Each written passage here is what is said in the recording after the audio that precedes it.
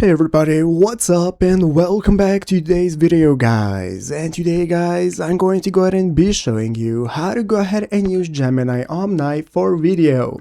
This is a very simple thing to do, so make sure to watch this quick and easy video till the very end, follow my steps correctly, so you can make sure that this works the same for you and you can do this yourself. But yeah guys, let's get straight into it. So the first thing we want to do is to go ahead and open up the official Gemini application if you have not already. So if you do not already have it downloaded, what you want to do is go ahead and open up the App Store on your mobile phone, open up the App Store, search for Gemini, find the application and install it. So after installing it and opening it up, this is going to be the home page you're greeted by, from where we can get started typing out prompts. But keep in mind, the first thing you need to do is to go ahead and log into your Google account, because without a Google account you cannot use Gemini. So now let's get started. This is going to be the home page from where we can generate prompts, and Gemini Omni allows you to generate and edit videos using simple conversational text prompts, existing videos, audios, or images. So it combines intelligence and creativity to maintain consistent characters. So basically you're going to open up this section right here and click the plus button, and it's going to open up this new menu from where